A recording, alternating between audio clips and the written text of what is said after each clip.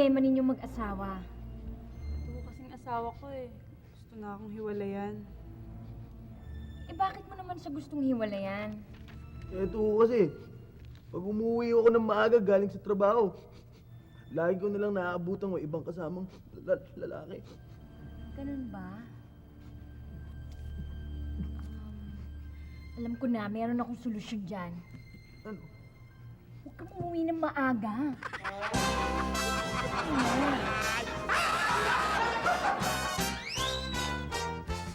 Gusto ko na makipaghiwalay dito sa asawa ko. Bakit naman? Eh napakasinungaling eh. Wala nang ibang ginawa kundi lokohin ako.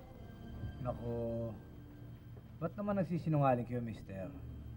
Alam niyo naman na importante sa isang relasyon na mag-asawa ang may tiwala sa isa't isa. Kaya dapat di kayo nagsisinungaling sa kanya. Dapat magpaka-honest kayo.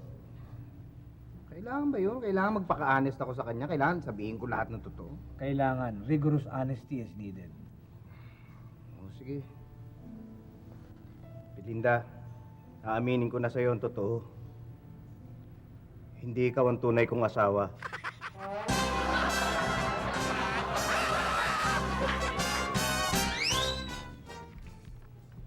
Yes, how can I help you?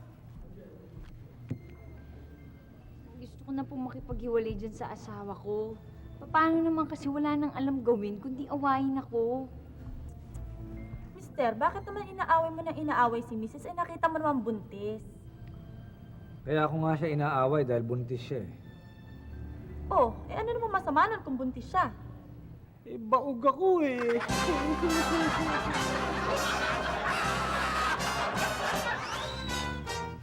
Kung di po niya maaalis ang bisyo niya, talagang maghihiwalay na kami. Ano bang bisyo ito, ha? Mahilig siya makipaglandian sa mga kalapating mababa ang lipad. Eh, alam niyo kasi, sa tuwing nakikita ko sila, hindi ko mapigilan yung sarili ko. Alam niyo may gigil ho. Yung parang, parang ganun. Eh, bakit? Ano bang trabaho mo? Eh, nagtitinda ho ako ng kalapati.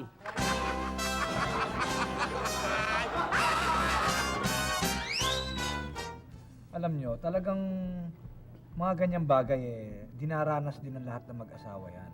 Yung mga selosan na ganyan. Pero alam nyo, yung mga maliliit na bagay na pinag-aawayan, hindi dapat mangyari yan. Kunyari, isang napakaliit na bagay, eh magiging mitsa yan para maghiwalay kayo. Aba, hindi yata tama yan. Hindi maganda yan. Salamat po. Salamat po. Hoy! Wisit kang lalaki ka, hindi mo na naman tinakpan toothpaste? Ayoko na talaga, maghiwalay na tayo! Oy! Baboy! Yung tinatakot mo ako, hiwalay kung hiwalay. Pumapalag na ako ngayon. Ah, ganon! Buti hiwalay!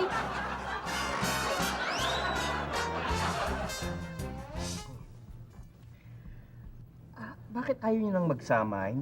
Hindi niyo na ba mahal ang isa't isa? Malo. Ayun naman pala eh. Bakit ayaw niyo na magsama?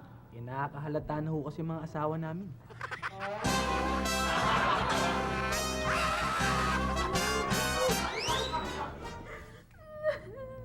Oh, bakit, misis? Ano bang problema? Kasi ho, lagi na lang ho kami nag-aaway ng mister ko. Ganun ba? Eh, mister, bakit naman lagi kayo nag-aaway? Eh, paano? Gusto ko nang magkaanak kami. Ito naman, naayaw-ayaw. Oh, misis, anong problema dun? Gusto lang naman magkaanak ni mister eh, ba't ayaw ninyo? Eh gusto niya siya magbuntis. Ano may ba naman? Lagi na lang siya.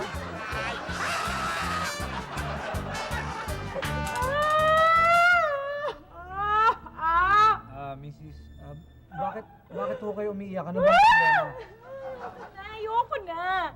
Isipin niyo naman, nakihuli kong asawa ko, nakikipag-lips to lips ba naman doon sa pasyente niya? Sakit eh! Alam mo yun? Yun lang?